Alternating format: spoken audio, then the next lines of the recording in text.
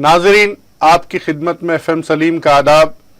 पेश है टीटीवी का ख़ास प्रोग्राम सिलसिला मुलाकातों का। इस प्रोग्राम में हम मुख्तलिफ शोबे हयात की ख़ास शख्सियतों से आपकी मुलाकात करवाते हैं। आज हमारे साथ स्टूडियो में मौजूद हैं नूरानी लिबास के मैनेजिंग डायरेक्टर जनाब मोहम्मद अब्दुल कादिर साहब। नूरानी लिबास हैदराबाद के लिबास के कारोबार में, लिबास की दुनिया में किसी तारुफ का मोहताज नहीं है। आज 4 शाखें हैदराबाद में नूरानी लिबास की काम कर रही हैं।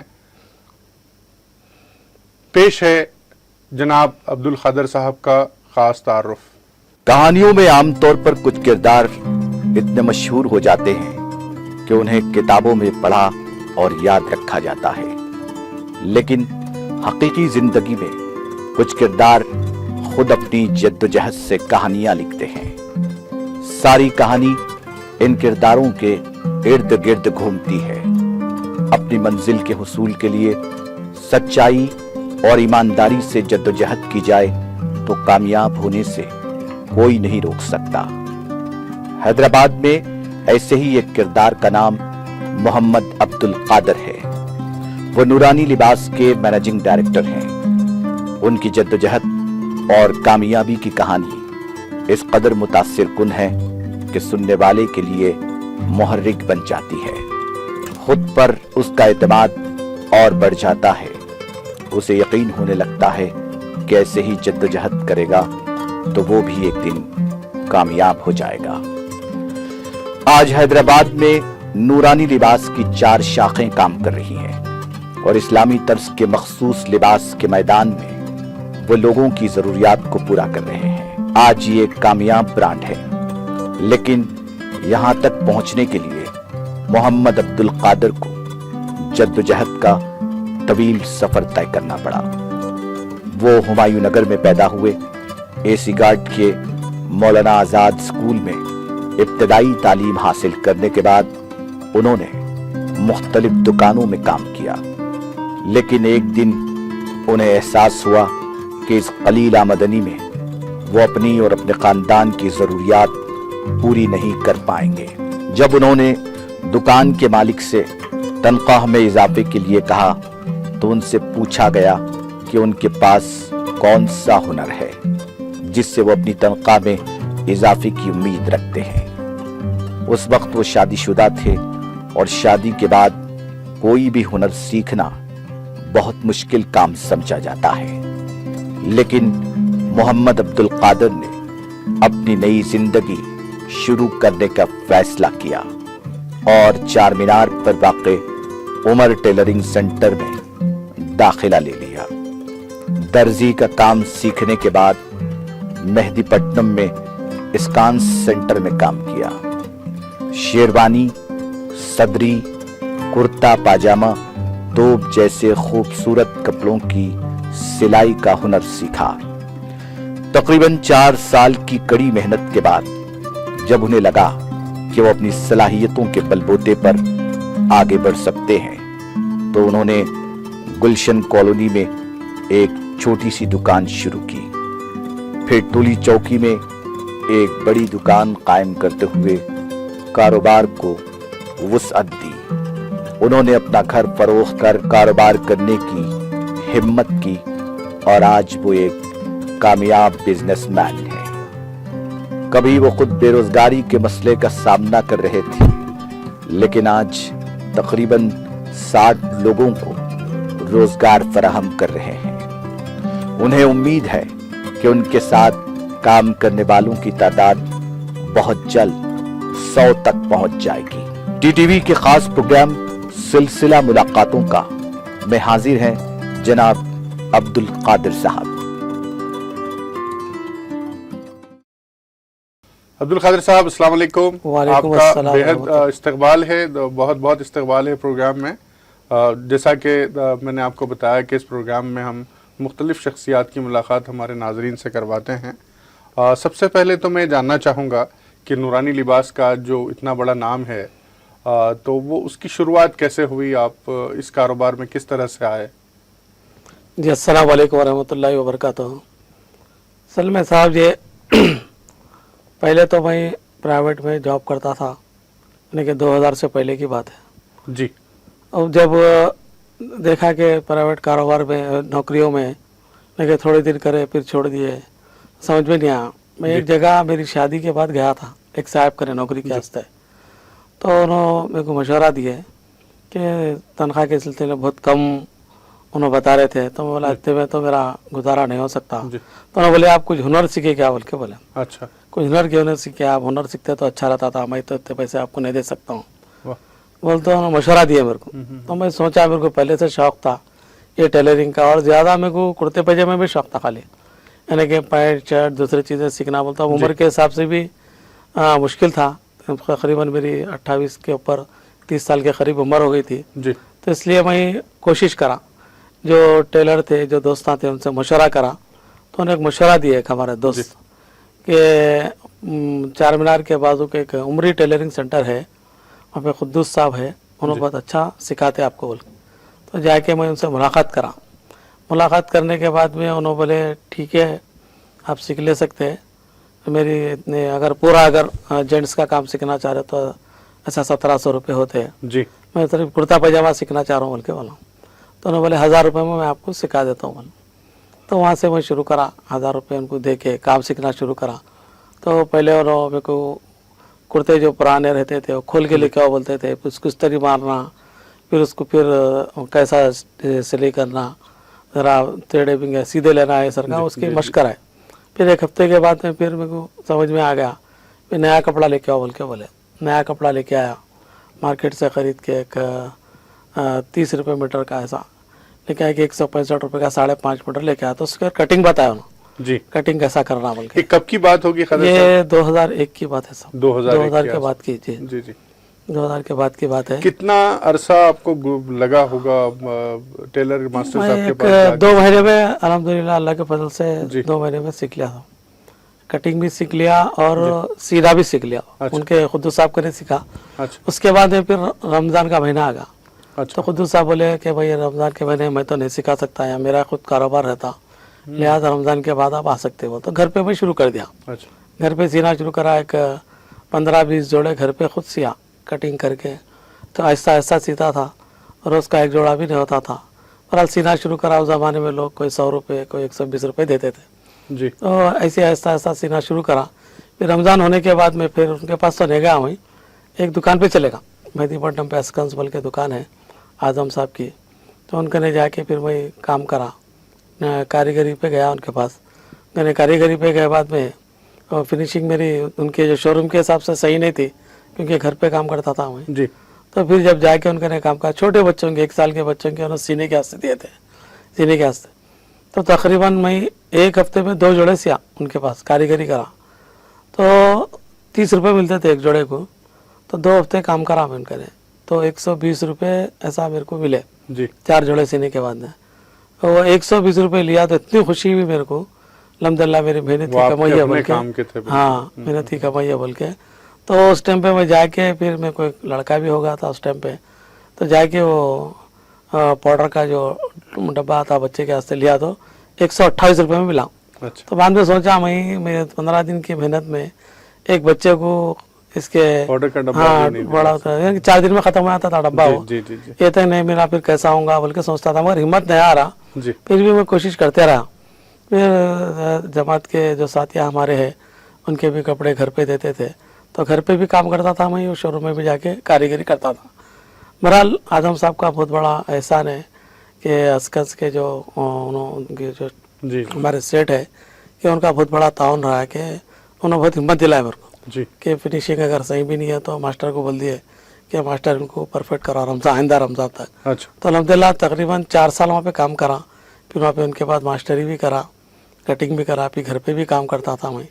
इस तरह करते करते फिर एक छोटी सी दुकान। नहीं खादर साहब, होता क्या है कि शादी के बाद कोई चीज नई शुरू करना बहुत ही जोखिम भरा काम होता है, और घर के लोग इजाजत नहीं देते, बहुत सारे लोग ताने देते हैं क्या आप नई जिंदगी शुरू कर रहे हैं क्या, इस तरह से। हाँ। तो आपके साथ क्या हुआ, घर के लोगों का किस तरह से ताउन रहा? घर के लोगों का अल्हम्दुलिल्लाह, क्योंकि मेरे वालिद वालदा तो 89 में इंतकाल हो गया था। हम लोग 7 बहनें भाइयाँ हैं, 4 बहनें हैं 3 भाई हैं। दो भाई भी मेरे हाफिज है, मदरसे में पढ़ते थे। तो वो मेरे बहनों का बहुत ताउर रहा समझे अच्छा। कि वो लोग भी लेडीज़ का काम करते थे घर पे, कि उन्हें बताते थे, मेरे को हिम्मत दिलाते थे कि अगर पैसे अगर बस भी नहीं हो रहे तो कोशिश करो बोल के बोलते थे। तो मैं ज़रा कोशिश करते गया तो अल्लाह पाक फिर रास्ते निकालते गए, अल्हम्दुलिल्लाह फिर कामदानी बढ़ते गई। फिर एक छोटी सी दुकान गुलशन कॉलोनी में लेके एक 4000 किराए पे वहाँ पे मैं शुरू करा उस टाइम पे, जी जी यानी कि 2007 की कुछ बात है। मैं शुरू करा, फिर एक दो कारीगरों को रखा, जी। एक 3-4 साल वहाँ पे भी मेहनत करा। उसके बाद फिर गैलेक्सी के पास टोली चौकी पे एक दुकान लिया मैं। नहीं, इसका- अब ये जो नाम आपने रखा नूरानी लिबास, तो ये ये- उसी वक्त जब आपने पहली बार जब शुरू किया था उसी वक्त रखा या फिर बाद में रखा था? नहीं, जब शुरू करे खुद ही रखा भाई। जी जी जब टेलरिंग जब कारीगरी करता था भाई, जब से मेरे को ये नाम बार बार जहन में आता था कि मैं दुकान डाला तो इसका नाम नूरानी लिबास रखना। क्यों क्यों ऐसा सोचते थे क्योंकि कि आप नूरानी लिबास अब रखें? नूरानी लिबास तो इस्लामिक लिबास है हमारा, जी। जैसा कि सऊदी में लोग तोप पहनते हैं अच्छा। ऐसा, जी जी और पड़ोस मुल्क में पठानी सूट पहनते हैं ऐसा, यहाँ पे ज्यादा कुर्ता पैजामा पहनते हैं। इनकी एक पहचान है समझे, जी जी मुसलमान की पहचान, यानी कि लिबास लंबा रहना, घुटनों के नीचे रहना और पीढ़ी के ऊपर रहना और ढीला ढाला रहना, ये हमारा इस्लामिक लिबास है। जी। इसकी वजह से मैं इसका नाम नूरानी लिबास, यानी कि लोगों को दिखना भी अच्छा। जी जी जी तो अल्हम्दुलिल्लाह, और नाम के वजह से कई ऐसे लोग भी मेरे कने आए कि एक मौलाना आए थे, अच्छा। हाफिज भी है, मौलाना भी है, उन्होंने पैंट शर्ट पहनते थे, मगर जब दुकान डालने के बाद ये आए, उन्होंने आके देखे, खादर साहब आप जो नाम रखे दुकान का, इसकी वजह से मैं ये पैंट शर्ट पहनना छोड़ दे रहा हूँ बोल के बोले। अरे तब से वाह, फिर बहुत से खूब, उन्होंने बहुत खूब। कुर्ता पैजामा जो सब पहनना शुरू करे। तो ऐसे बहुत सारे लोग हैं आके बहुत तारीफ करते। बाहर से भी एक साहब मेरे को जिद्दा से फ़ोन करे थे कि मैं हैदराबाद में जिनका जो कारोबार है उसके ऊपर कुछ तहकीक़ात कर रहा हूँ, मगर मैं देखा आपका नाम, ये नाम बहुत पसंद आया बोल के बोले, नूरानी लिबास, तो आप बहुत अच्छा नाम लिखे, बहुत बहुत दुआएं दिए, और हैदराबाद आके मैं आपसे मुलाकात, खुसूसी मुलाकात करूँगा बोल के बोले। तो अल्हम्दुलिल्लाह ये अल्लाह पाक के तरफ से जहन में आया नाम, एक मुझे ऐसा रख दिया था। आपकी वजह से, जैसा कि आपने कहा कि मैं समझता हूँ कि बहुत से लोगों को तहरीक मिली और उन्होंने जो है एक अपने लिबास को तब्दील किया, कुर्ता पाजामा पहनना शुरू किया। अल्हम्दुलिल्लाह। तो आपको किससे तहरीक मिली? कौन ऐसे लोग थे जिनकी वजह से आपने इस दुनिया में कदम रखा? मेरे को तो मेरे घर से मेरे को तहरीक मिली, जैसा मेरे बहनों का सपोर्ट था, जी जी वो लोग भी टेलर, लेडीज टेलर थे। उसके बाद में अच्छा, फिर पहले से वो घर में हाँ, लेडीज घर में टेलर लेडीज मौजूद टेलर, थे। जी जी। लेडीज का काम करते थे घर पे। वो लोग बहुत हिम्मत दिलाए, उनकी वजह से मैं ये सोचा। जब आप पढ़ रहे थे, जब आप तालीम हासिल कर रहे थे, तो उसके दौरान कभी आपको दिल में ख्याल आया था कि आप क्या करेंगे आगे चल के? नहीं नहीं, मेरे को तो ऐसा कुछ भी नहीं था पहले। तो बहरहाल शादी के बाद जिम्मेदारी आती, शादी के बाद आदमी के ऊपर जिम्मेदारी पड़ती, जी जी जी तो एहसास होता जी, कमाने जी। का। तो वैसे टाइम पे सीखना, कोई हुनर सीखना बहुत मुश्किल रहता आमतौर से लोगों के वास्ते, क्योंकि उम्र हो जाती, खर्चे को पैसे नहीं रहते, कहीं जाके 1-2 साल सीखना वो तो बहुत मुश्किल रहता। मगर ये काम ऐसा है टेलर का काम जी। कि बहुत आसानी से सीख ले सकते। अगर शौक रहा तो 1-2 महीने बहुत हो गए, 2 महीने अपना जरा कुछ भी करके खर्चे को आगे पीछे करके संभाल लिए, जी या किसी से लेके चला लिए 1-2 महीने के वास्ते। तो वही 2 महीने के बाद अगर किसी को अगर इसके अंदर शौक है तो वो आसानी से सीख ले सकता है, यानी कि महीने को कम से कम एक 15,000 रुपये तो कमा सकते हैं। नहीं, इतना तो कर ले एक सकते आप जब वहाँ गुलशन कॉलोनी में काम कर रहे थे तो एक तरह से टेलरिंग का काम कर रहे थे, जी। तो उसके बाद आपने एक और इसमें एक तौसी की कि आप खुद जो है वो कपड़े मुहैया करने लगे, और जी। आज तो अल्लाह का जी, करम जी। ये है हाँ, कि पूरी एक अल्हम्दुलिल्लाह। कपड़े की दुकान आपकी जो है उस तरह से है। तो ये कैसे, कितना मतलब चैलेंजिंग रहा, कितना कैसे आपने सोचा कि हाँ मैं अब टेलरिंग से आगे बढ़ सकता हूँ, कुछ नया कारोबार कर सकता हूँ? जी साहब, तो इसके अंदर क्या है, वो एक पहले तो एक जो गैलेक्सी पे जो मैं मलगी देखा था उसका जी बहुत किराया था, 18,000 बोले तो। और फिर उसके अंदर 3 लाख रुपए ऐसा एडवांस था। तो लोग जितने भी मेरे सर्कल में थे वो लोग बोलते थे कि इन्हें पागल होगा बोल के बोलते थे। अच्छा 18,000 रुपये कहाँ से बनता है, नहीं ये कारोबार में कहाँ से निकलते हैं। यानी कि वो लोग भी तजुर्बेकार थे, अच्छे टेलरिंग से ताल्लुक़ रखते थे। ऐसे घराने वाले भी बोले जी कि इन पागल होगा जैसे फेल हो जाता बोल के बोले, जी मगर मैं हिम्मत नहीं आ रहा। मैं हमारे भाई को लिया साथ में जी लेके, भाई भी बोले कि भैया इतना आप किराया कैसा दे सकते, अपन 18,000 रुपये महीने को कहाँ से निकालेंगे। तो मैं बोला नहीं मियाँ, ये टेलरिंग का काम ऐसा है कि इसका सीजन में अपन इसका हिसाब लगा सकते हैं अच्छा हाँ। कि अगर रमज़ान का अपन एक सीज़न कर लिए तो साल भर का किराया अल्लाह चाहे तो निकल जाता, बोल के समझाया। समझाने के बाद में फिर शुरू करा भाई। फाइनेंशियल सपोर्ट भी बहुत मुश्किल हो रही थी, कम था, तो कोई रिश्तेदारों से ऐसा पैसे लेके जद्दोजहद करा। थोड़ा बहुत मुंबई से माल भी लाया, क्रेडिट पे माल मिलता, 1-4-5 लाख का माल लेके आके बता शुरू करा भाई, थोड़े पैसे देके। फिर रेडीमेड तो कुछ था नहीं, तो फर्स्ट टाइम मैं सिर्फ रेडीमेड का माल लेके आया था, वो भी एक लाख का लेके आया था। अच्छा और वो शुरू करा था भाई। उसके बाद में फिर अल्हम्दुलिल्लाह मैं खुद वर्कशॉप डाला और उसके अंदर कारीगरों को रख के। अब कारीगर भी ऐसे थे कि पुराने मशीनों पे नहीं बैठते थे। अच्छा। अम्ब्रेला ब्लैक जो मशीन आती वो मशीन देख के चले आते थे कारीगर। अच्छा हाँ। नहीं भाई हमारे को जोकी की मशीन होना, 25,000 की मशीन है वो। हम्म। तो मशीन रहते बैठते। फिर जुस्तजू करके 2 मशीना ले लेके आया, फिर कारीगरों को ले लेके आया। कारीगर आके देखे बात तो बहुत कर रहे मौल साहब बड़े बड़े, पर क्या करते कि एक हफ्ता तो करके देखेंगे इनके, ने बोल के करे बेचारे। करने से अल्हम्दुलिल्लाह शादी का 1-2 गिराक आए, और हमारे दोस्तों में भी डिजाइनर कपड़े पहनने वाले वो लोग आके डिजाइन बताते गए, जी जी। भाई ऐसे डिजाइन का चाहिए। तो कारीगर बहुत अच्छे थे, वो परफेक्ट सीते थे और बहुत फिनिशिंग से सीते थे। और सबसे बड़ा सपोर्ट हमारे मास्टर साहब का रहा, जो गल्फ में 17 साल उन्होंने ये काम करके आए, तो उनका भी बहुत बड़ा मेरे को क्या नाम support था रहा। क्या नाम है उनका मस्जिद का? जमील साहब है नाम उनका। अच्छा अभी भी जमील साहब अब उनसे अभी भी रास्ते है, में हैं। जी, अल्हम्दुलिल्लाह अभी जी, भी जी, है। जी। और उनका बहुत जैसे सरपरस्ती रही समझे इसके अंदर। और कारीगर भी बहुत हमारे जैसे साथ देते मेरा अल्हम्दुलिल्लाह। नहीं, जैसा कि आपने बताया कि जब शुरू में आप एक कारोबार की शक्ल दे रहे थे पेशे को, जी दर्जी का जो पेशा था उसको आप कारोबार की शक्ल दे रहे थे, तो मुश्किलात आनी शुरू हुई। मतलब कारीगरों की अलग डिमांड थी, लोग आपके दोस्त भी आप पे पूरी तरह से वो नहीं कर पा रहे थे कि आप वो कारोबार कर पाएंगे नहीं कर पाएंगे। ऐसे और भी कई सारे मुश्किलात रही होंगी। बहुत मुश्किल आता था जी 2013 में मैं ये दुकान की इफ्तिताह करा। जी। तकरीबन दुकान बनाने के वास्ते मेरे को 3 महीने हुए। थोड़ा थोड़ा आहिस्ता आहिस्ता मैं काम कराया, पैसों का मसला था, जैसा आते गए तेजाब होते गया। तो तकरीबन 5 लाख रुपए उस ज़माने में 2013 में मेरे को लगे डेकोरेशन करने दुकान के।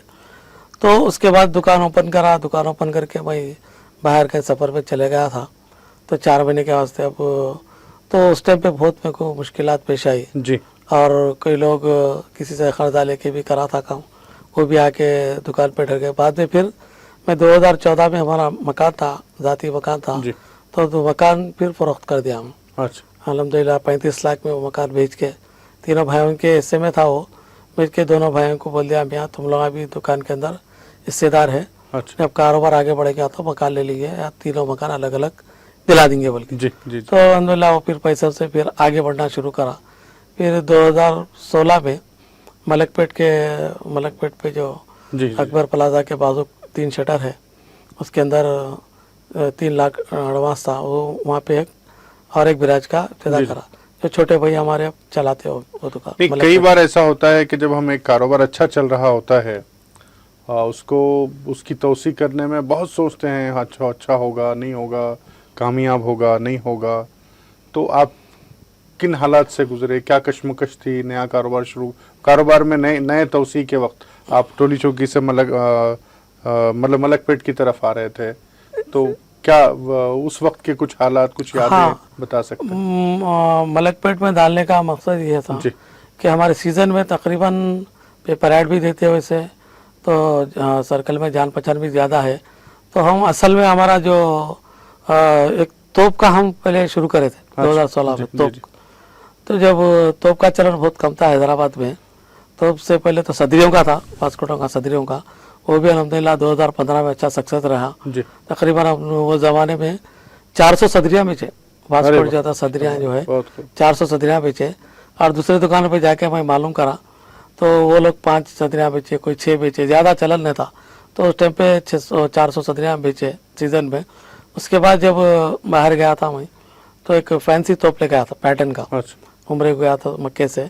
तो फिर वो भी बहुत लोगों को पसंद आया पैटर्न हो। जी तो ऐसे पैटर्न के कई कलर्स पे, यानी कि 1 साल के बच्चे से लेके बड़े तक जी जी हम वो डिज़ाइन उनके तोहफा बनाते।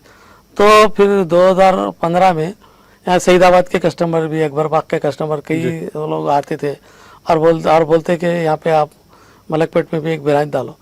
तो ये सोचे कि भाई यहाँ तो ज़रा पार्किंग का मसला है अकबर प्लाजा के बाजू, मगर मैं ये सोचा, हिम्मत करा कि ये भी लोग लेने से पहले बोले यहाँ पार्किंग नहीं है, यहाँ पे दुकान कहीं को डाल रहे हैं, यहाँ पे नहीं चलती बोल के बोले, मगर फिर भी उसके अंदर इंटीरियर को 10 लाख रुपए लगे। जी जी 10 लाख रुपए लगा के हिम्मत करा। कौन से भी काम में क्या है, हिम्मत करना पड़ता। हाँ, बगैर हिम्मत करे नहीं होता, नेगेटिव नहीं सोचना। जी जी जी कि अच्छी नीयत रख के हम अगर आगे बढ़ने की कोशिश करें तो अल्लाह पाक खुद हमारी मदद करते। बिल्कुल। हर एक कारोबार के अंदर खुद अल्लाह हदीस भी है कि इसके अंदर जैसो बरकत है।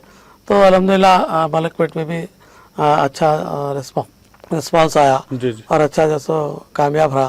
फिर उसी दौरान फौरन फिर 2017 में टोली चौकी में और एक ब्रांच डाले जी पोडियम मॉल में। जी जी पोडियम मॉल के अंदर भी फर्स्ट फ्लोर पे हमारी शॉप है, वो जैसो हमारे बजले भाई चलाते हैं। 3 भाई है हम लोग, जी जी तो तीनों की 3 दुकानें हैं।